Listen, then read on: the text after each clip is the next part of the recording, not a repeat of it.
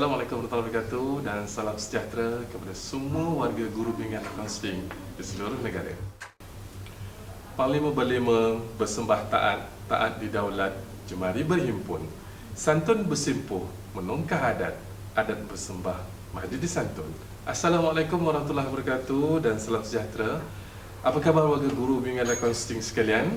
Saya doakan semoga anda sihat hendaknya dan sentiasa bersemangat dalam merealisasikan aspirasi pendidikan negara. Terlebih dahulu, izinkan saya memperkenalkan diri. Saya Cikgu Nur Mustaqim bin Abu Bakar, Guru Bimbingan dan Kaunseling Sekolah Kebangsaan Taman Bukit Ambai, Melaka. Merupakan moderator anda pada sesi berbicara perkongsian pengalaman sebagai Guru Cemerlang Bimbingan dan Kaunseling atau lebih dikenali dengan panggilan GCBNK. Sidang penonton yang dihormati sekalian, video yang anda sedang tonton pada ketika ini dihasilkan bertujuan untuk dijadikan sebagai penanda aras atau kayu pengukur kepada warga guru bimbingan dan kaunseling di luar sana bagi merancang dan membina kerjaya yang lebih cemerlang sebagai GCBNK.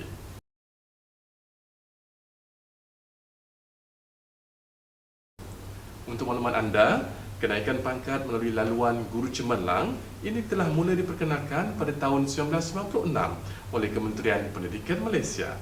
Ianya bertujuan untuk memberikan peluang kenaikan pangkat yang lebih baik kepada guru bimbingan dan kaunseling yang berdedikasi dan unggul serta masih kekal berada di sekolah.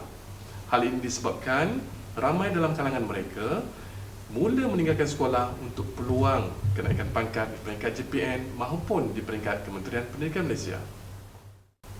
Ini adalah sebagai usaha memajukan kecemerlangan kerjaya masing-masing.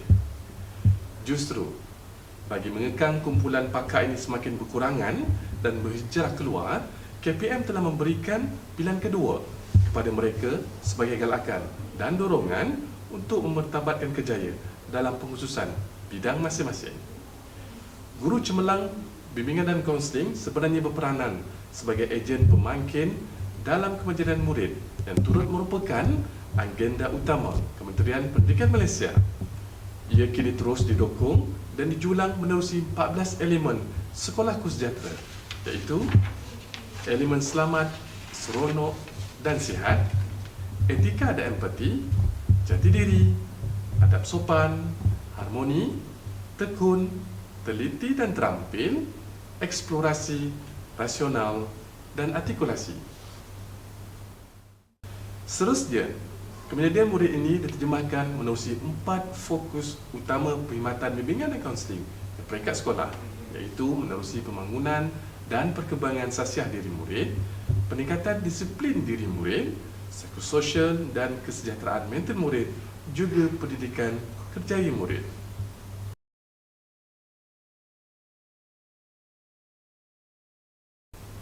Mengapa guru bimbingan kaunseling perlu memohon untuk jadi guru cemerlang? Terdapat pelbagai manfaat yang bakal diperolehi oleh GCBNK.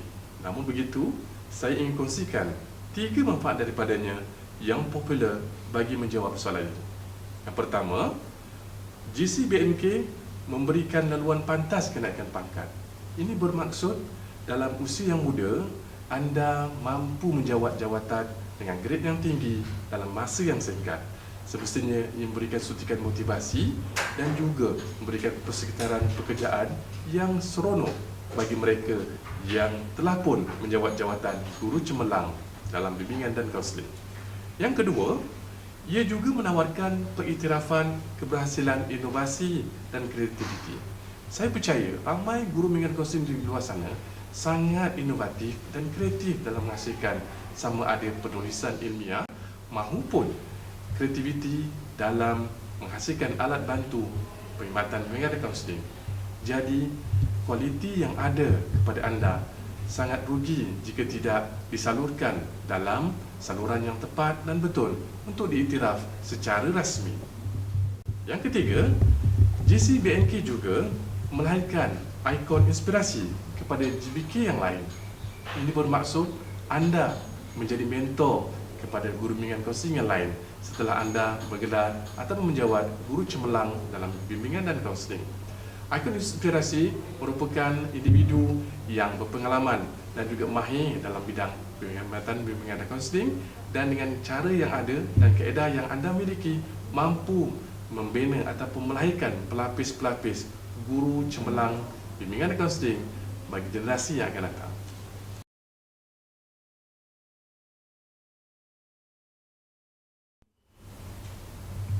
Seterusnya, apakah impak positif kepada individu yang bergelar guru cemerlang bimbingan dan kaunseling? Saya ingin kongsikan 3 impak positif atas tujuan tersebut. Yang pertama, GCBNK mampu melahirkan murid cemerlang. Guru bimbingan dan kaunseling yang cemerlang mampu membina ataupun membina murid dengan sasiah terpuji, disiplin kendiri, penguasaan gaya belajar dan juga penguasaan minda sihat dalam kalangan murid. Apabila mereka bergelar guru cemerlang dalam bimbingan dan kaunseling, mereka mampu untuk membina dan melahirkan murid-murid yang cemerlang dalam 4 fokus bidang itu tadi. Seterusnya, yang kedua, GCBNK juga dapat membina kecemerlangan dalam bidang ikhtisas. Ini menjurus kepada kredibiliti dan juga kemampuan dalam membina ataupun menghasilkan inovasi maupun penulisan ilmiah serta memberikan sumbangan kepakaran di dalam peringkat sekolah maupun GPN ataupun ke peringkat Kementerian Pendidikan Malaysia, menerusi sebarang pertandingan inovasi dan juga menerusi sebarang persidangan pembentangan kertas, kajian tindakan maupun penghasilan inovasi-inovasi tertentu berkaitan dengan perkhidmatan bimbingan dan kaunseling. Ketiga, guru cemerlang bimbingan kaunseling juga berupaya meraih kecemerlangan dalam laporan nilaian prestasi tahunan ataupun LNPT.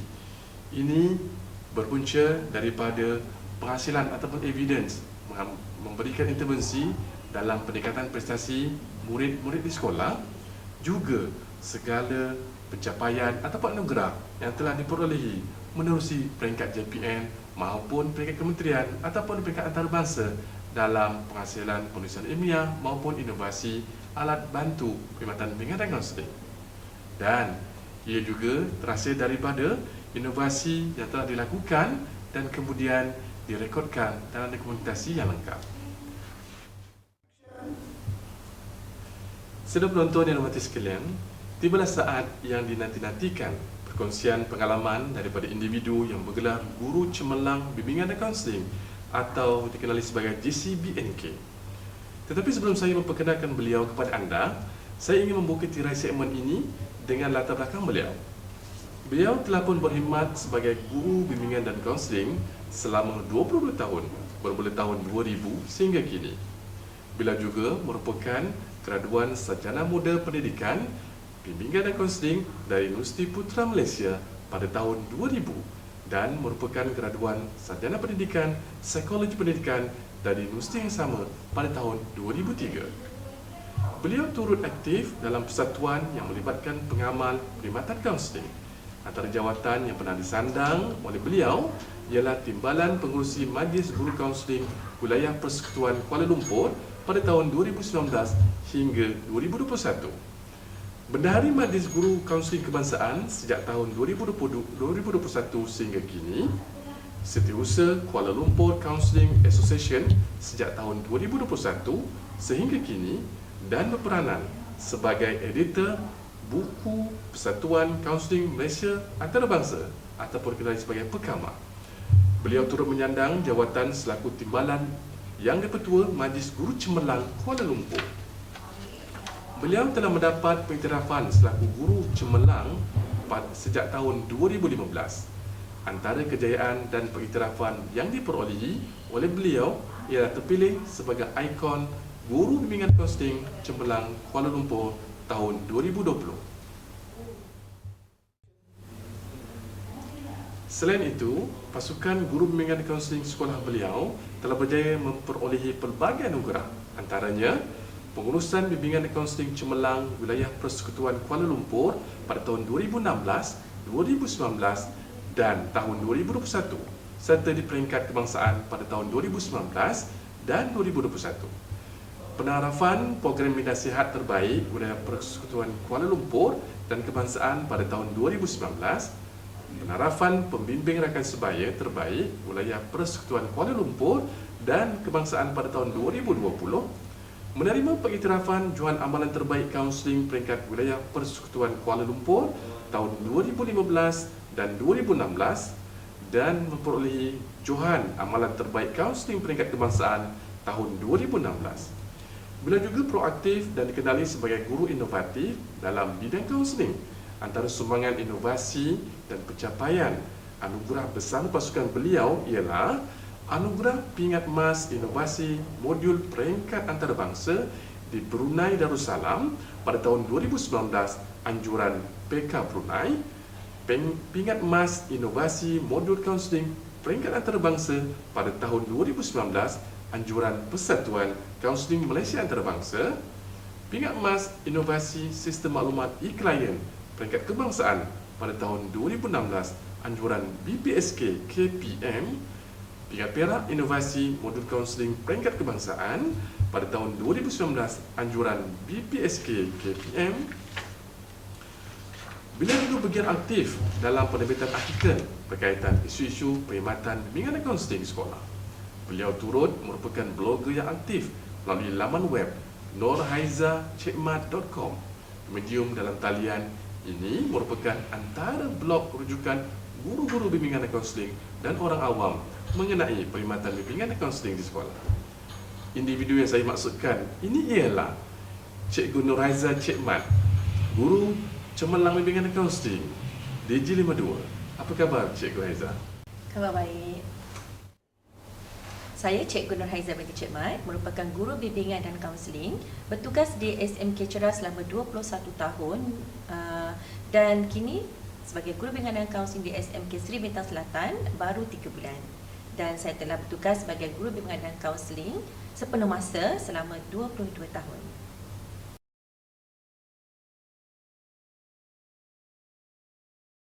Okey, baiklah Cikgu Haiza. Kita mulakan dengan soalan yang pertama. Apakah persediaan yang perlu ada secara mental dan fizikal bagi guru-guru yang ingin memohon menjadi guru cemerlang? Boleh Cikgu Haiza kongsikan? Assalamualaikum dan selamat sejahtera kepada semua penonton di luar sana, terutamanya kepada bakal-bakal guru cemerlang bimbingan dan kaunseling.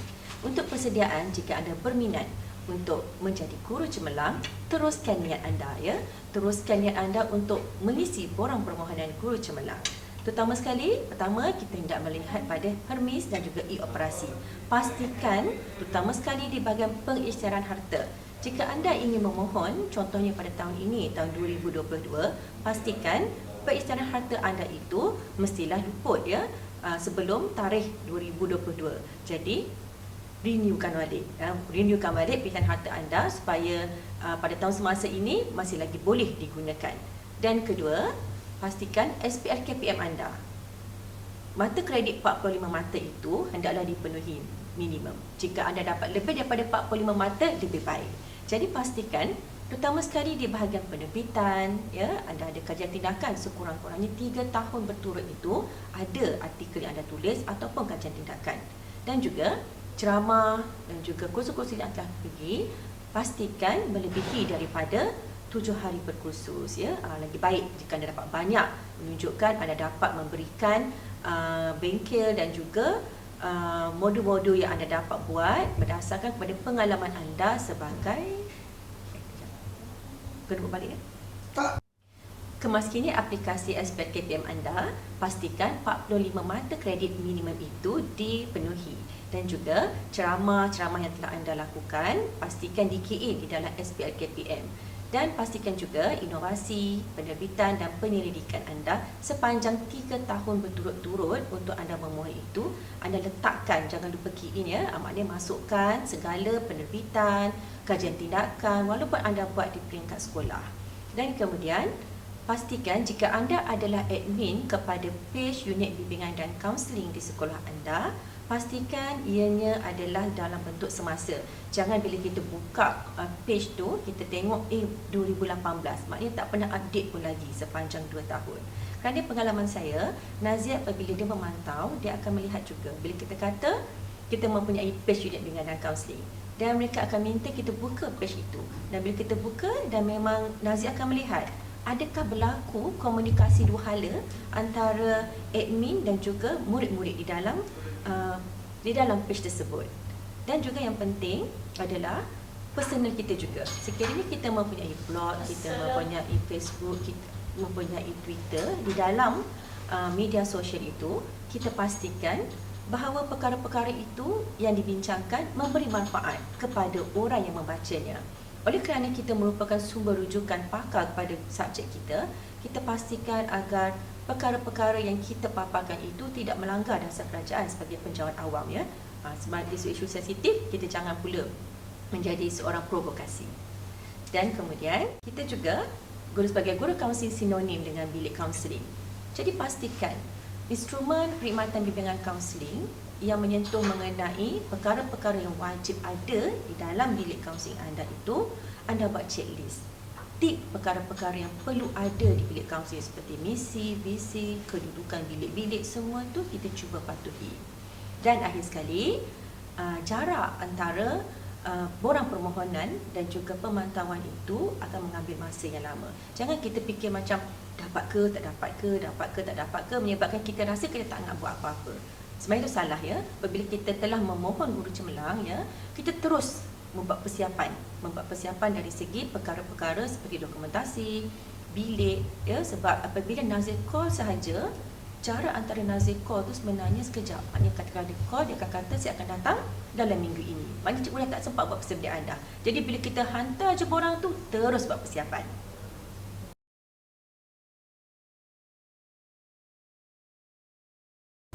Saya tertarik dengan ucapan daripada ataupun makluman yang diberitahu oleh Cikgu Haizah itu berkaitan dengan media sosial. Ya, memang benar, media sosial merupakan platform yang kita sebarkan positif vibe, ataupun perkara-perkara yang baik.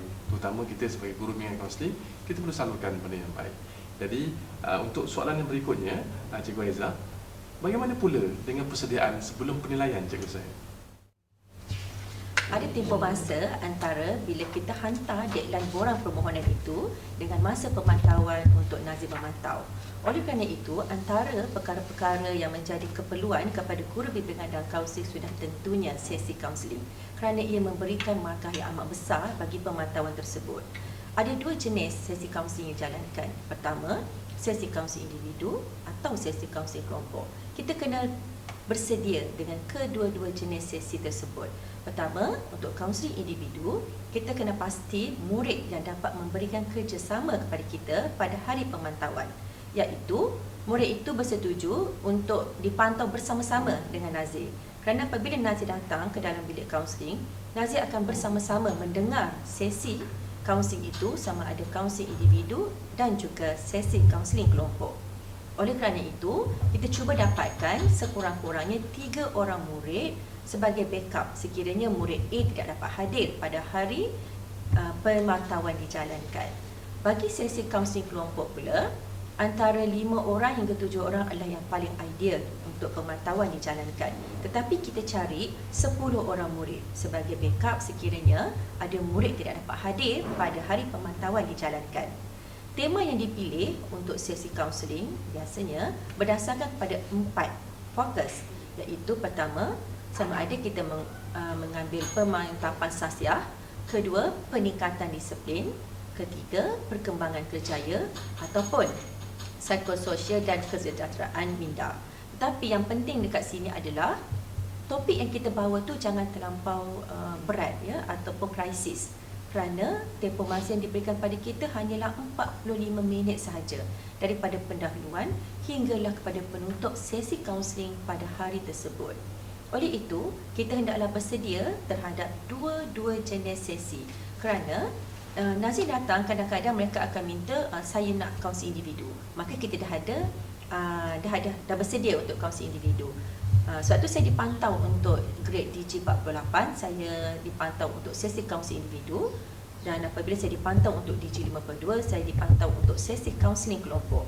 Tapi ada juga rakan guru cemerlang yang lain, mereka dipantau untuk kaunseling kelompok bagi DG48. Dan yang paling penting adalah kadang-kadang Nazir ada meminta juga saya inginkan kaunseling itu daripada murid yang terdahulu. Maksudnya kita kena cari murid-murid yang pernah menjalankan sesi kaunseling dengan kita, dan apabila dipantau itu adalah sesi susulan, maksudnya sesi kaunseling kedua ataupun ketiga. Maknanya semua kategori-kategori murid itu kita perlu sediakan sebelum pemantauan dijalankan. Itu untuk sesi kaunseling. Bagi dokumentasi pula, pastikan 4 fokus perkhidmatan bimbingan dan kaunseling itu kita dah ready siap-siap, dan juga file dan juga folder akan saya terangkan lebih lanjut selepas ini.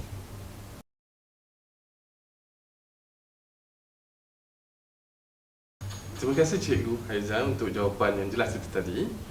Saya ingin meneruskan sesi bual bicara kita dengan bertanya, apakah persiapan yang perlu dilakukan untuk pemantauan guru cemerlang?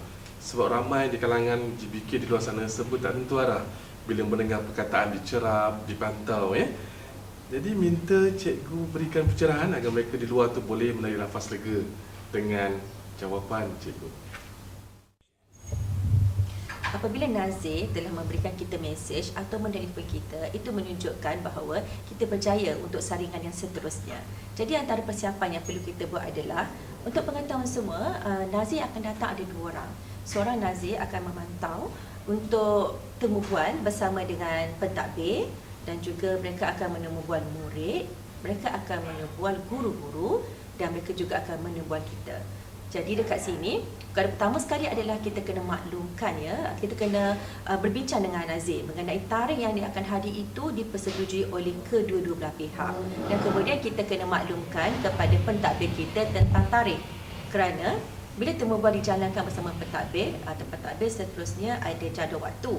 Jadi ini memudahkan mereka untuk merancang pukul berapa Nazir akan datang untuk menjalankan temu bual bersama dengan pentadbir.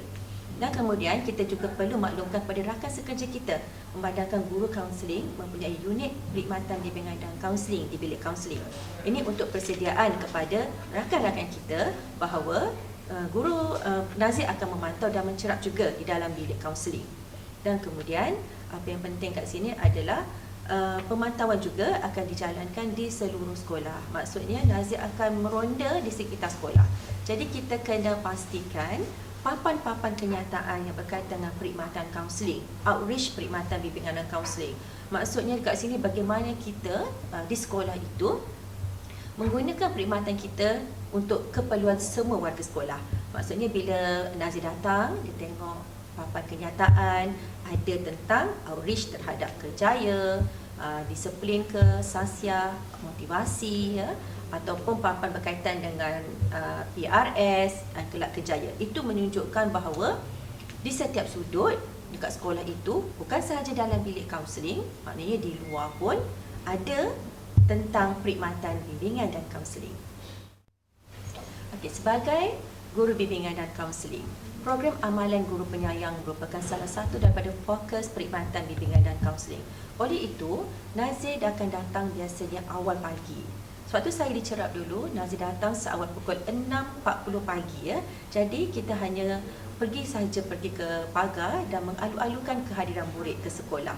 Kerana kita akan di-observe seawal kita hadir ke sekolah. Dan kemudian kita bawa Nazir itu berjumpa dengan pengetua. Kerana sebagai tuan rumah, Nazir perlu tahu dan pengetua perlu tahu bahawa Nazir telah berada di kawasan sekolah. Dan kemudian bawalah Nazir itu ke bilik pencerapan dan juga bilik di mana dokumentasi kita ditempatkan agar Nazir itu dapat terus duduk di dalam bilik tersebut. Dan jangan lupa labelkan bilik tersebut agar warga sekolah mengetahui bahawa pemantauan telah dijalankan. Dan yang penting, anda pakailah pakaian yang selesa dan jangan lupa tanda nama anda pada hari itu. Pada pagi itu juga, sila dapatkan klien-klien anda yang telah anda buat temu janji awal sebelum ini dan maklumkan kepada mereka bahawa kehadiran Nazir. Pastikan mereka tahu bahawa mereka perlu hadir ke bilik kaunseling pada waktu yang telah ditetapkan dan pastikan mereka berada dalam keadaan yang sihat, fizikal dan juga telah mengambil makanan sarapan pagi pada pagi tersebut. Dan yang penting juga adalah bawa nazir itu pergi kepada bilik pemantauan yang akan dijalankan, di mana buku-buku dan juga dokumentasi yang telah pun kita sediakan berada pada satu tempat. Dan seterusnya, kena pastikan kita buat checklist. Maknanya masa nazir datang tu kita dah check, oh yang ni kita telah sediakan, yang ni kita telah sediakan, untuk memudahkan lagi kita punya nervous pada pagi itu dapat berkurangan.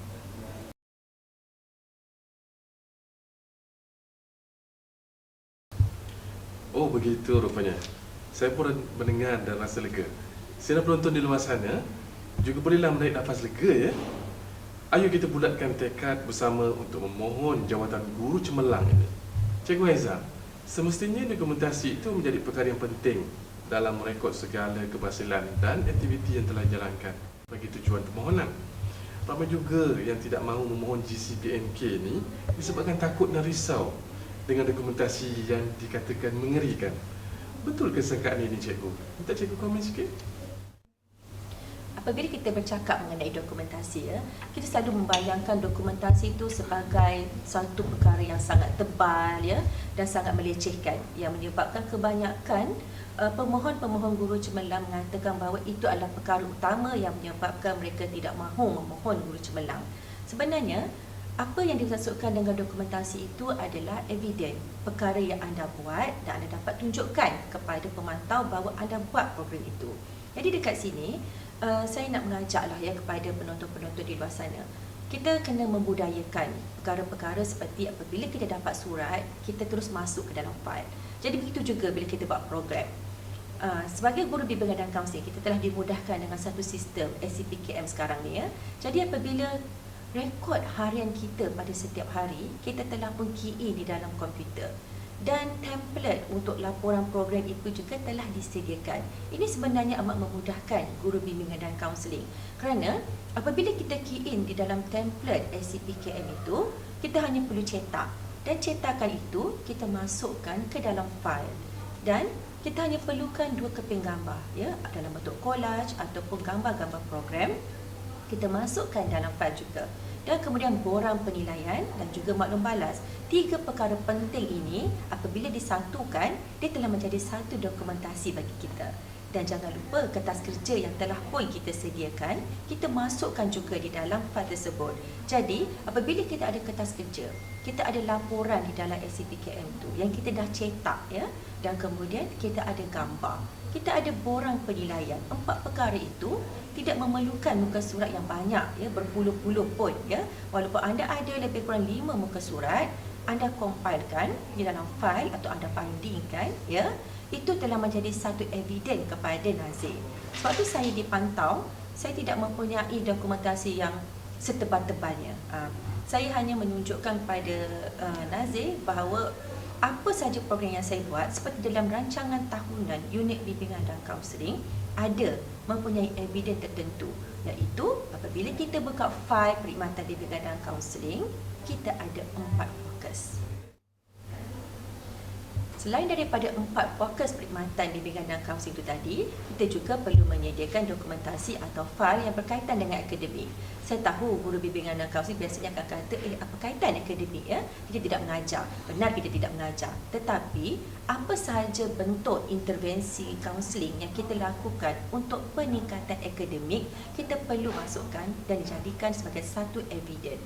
Saya pernah ditanya oleh pemantau, sebagai guru kaunseling, apakah sumbangan anda dalam peningkatan akademik di sekolah anda? Oleh kerana pada ketika itu saya menjadi penyelaras dan juga menjalankan intervensi untuk murid-murid juara. Murid-murid juara ialah murid-murid yang kita sasarkan untuk mendapat 6A ke atas.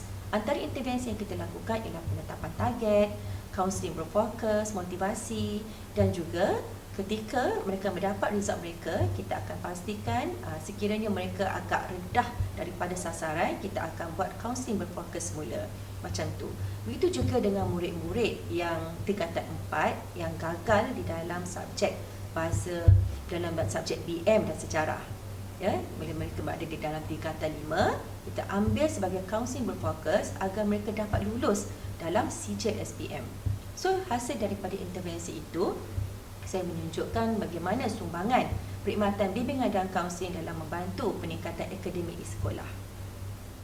Dokumentasi dan juga fail yang berkaitan dengan kurikulum yang melibatkan guru bimbingan dan kaunseling adalah fail pembimbing rakan sebaya dan juga kelab bimbingan dan kerjaya. Oleh kerana filing dokumentasi melibatkan kemenjadian murid, maka perkara-perkara yang melibatkan penyertaan murid, pertandingan murid dan juga kita sebagai guru pembimbing perlu dimasukkan di dalam dokumentasi tersebut. Itu juga ya dengan program-program yang memberikan impak kepada perkhidmatan bimbingan dan kaunseling. Apa sahaja bila kita buat penilaian ada impak. Contohnya kalau program itu melibatkan lewat dan murid semakin ramai yang boleh datang awal, maka impak itulah yang perlu dimasukkan di dalam dokumentasi itu. Dan kemudian jangan lupa tentang fail perkhidmatan kita yang berkaitan dengan penghargaan dan juga sumbangan. Walaupun kita menjadi AJK kecil untuk sekolah, masukkan di dalam fail perkhidmatan kepada pihak sekolah. Dan juga sumbangan-sumbangan lain di peringkat daerah, negeri, kebangsaan.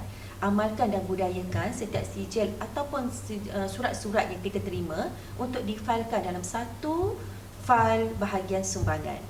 Dan fail inovasi. Fail inovasi juga adalah fail yang berkaitan dengan inovasi yang kita lakukan.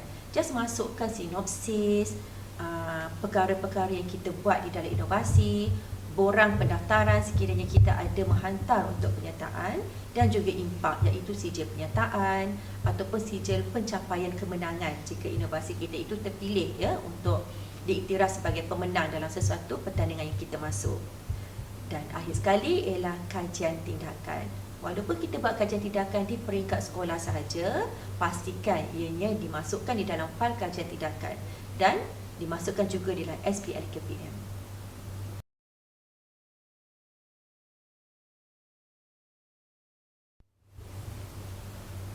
Baiklah, selepas selesai menyediakan dokumentasi, boleh cikgu kongsikan persediaan pembentangan semasa sesi temuduga nanti?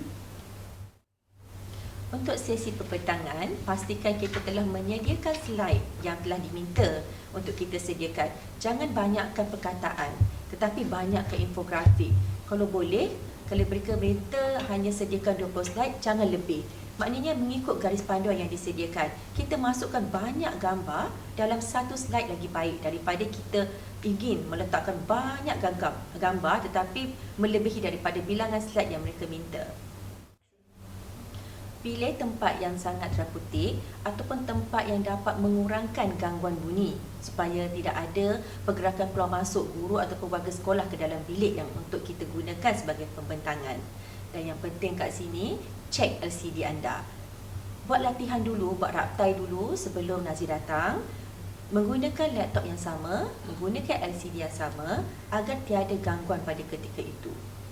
Ini kerana bila Nazir start tekan loceng ya macam zaman saya hari itu, Nazir dalam meminta, dia kata start aja, dia tekan aja ting macam tu, saya dah kena mula. Maknanya dalam tempoh masa yang diberikan saya kena berhenti sebab dia akan ting-ting, maksudnya kat situ saya kena berhenti juga. Jadi pada ketika itu kita hendaklah mengurangkan sebarang gangguan supaya kita punya pembentangan berjalan dengan lancar. Biasanya setelah Nazir memantau, memeriksa dokumen-dokumen kita, ada sesi temu bual akan dijalankan. Okey, jadi antara perkara-perkaranya adalah tentang perkara-perkara umum. Maknanya kita kena alert tentang situasi yang berlaku di Malaysia dan juga pendidikan pada tahun semasa. Macam contohnya tahun ini Sekolahku Sejahtera. Contohnya macam tu, soalan dia akan berkaitan. Jadi oleh kerana itu, pada tahun yang kita mohon permohonan guru cemerlang itu, kita hendaklah rajin sedikit ya untuk mengetahui perkembangan semasa dunia pendidikan pada tahun tersebut.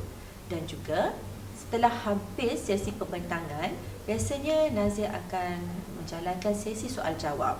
Oleh kerana itu, jika anda tidak pasti dengan soalan, cubalah elakkan untuk berkata tidak tahu ya. Maknanya kita cuba jugalah memberikan jawapan serasional yang boleh. Dan jika sekiranya anda tidak berapa nak mendengar soalan daripada Nazir, anda boleh minta untuk Nazir itu mengulang balik soalan yang ditanya, ataupun jika anda inginkan pengulangan yang lebih lanjut tentang soalan itu, anda jangan malu-malu. Yang lebih baik bertanya. Yang penting mesti ada jawapan, jangan cakap tak tahu. Cuba juga untuk menjawab soalan itu.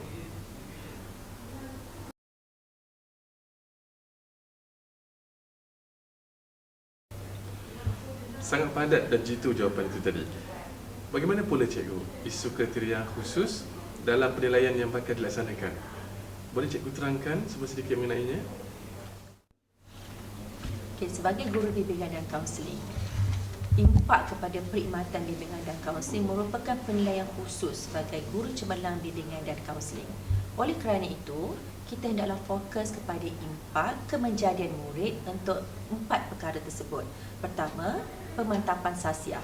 Contohnya, sekiranya anda melakukan aktiviti yang berkaitan dengan pemantapan sasiah, kehadiran murid ke sekolah, jika intervensi dan juga program yang anda jalankan berjaya meningkatkan kehadiran, tak kisahlah kehadiran murid kelas belakang ke, kelas depan ke atau kelas tengah, tetapi ada peningkatan dan graf dapat menunjukkan peratus kehadiran murid sama ada dalam sebuah kelas itu meningkat ataupun sekolah meningkat, ia menunjukkan bahawa sumbangan anda di dalam peningkatan sasiah murid.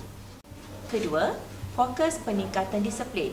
Kita boleh pilih sama ada pelbagai masalah disiplin berlaku di sebuah sekolah. Contohnya jika anda mengambil projek konten sekolah ataupun lewat ke sekolah. Sekiranya anda dapat menunjukkan graf 10 orang murid ataupun 50 orang murid yang lewat tegar di sekolah anda, di mana intervensi yang telah anda lakukan bersama dengan guru-guru bimbingan dan kaunseling di sekolah anda dapat mengurangkan murid lewat itu daripada 50 orang murid tegar kepada 30 orang murid tega, yang telah menunjukkan ada perubahan. Intervensi yang anda lakukan itu berjaya mengurangkan murid ponting sekolah ya. Itu menunjukkan satu impak yang besar. Yang ketiga, mengenai perkembangan kerjaya.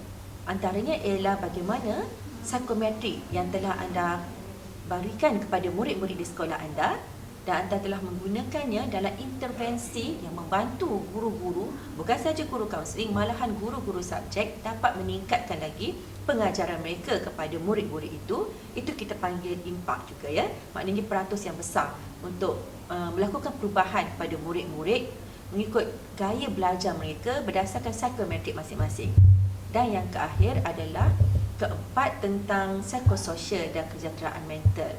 Okey, isu sekarang contohnya lah jika anda melakukan soal selidik ataupun saringan minda sihat pada murid-murid, anda telah dapat pun ya klien-klien daripada murid-murid yang stres, yang kemurungan ataupun yang mempunyai anxiety yang tinggi.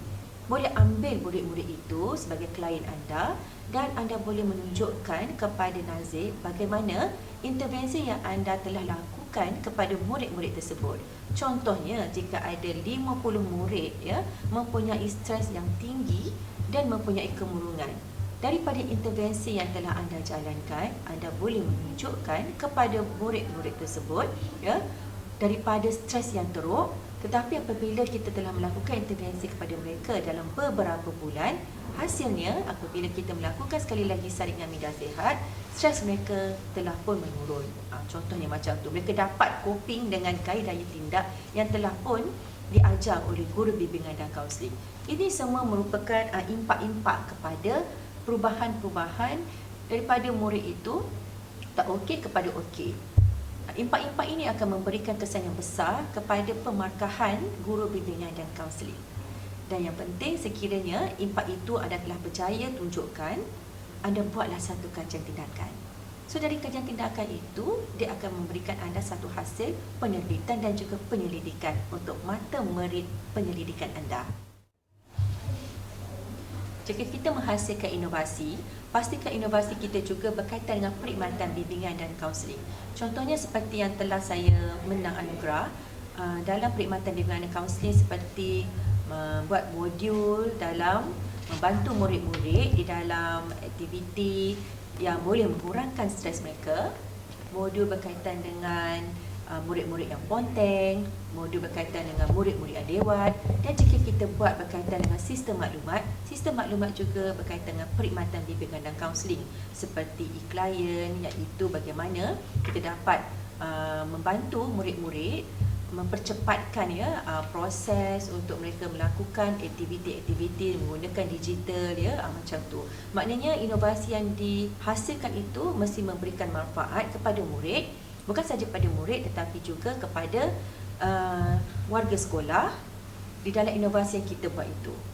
Yang penting sebagai guru cemerlang bimbingan dan kaunseling, kita hendaklah apa saja aktiviti, sama ada kajian tindakan ataupun inovasi yang kita buat itu, biarlah ia memberikan manfaat bukan saja pada sekolah kita sendiri.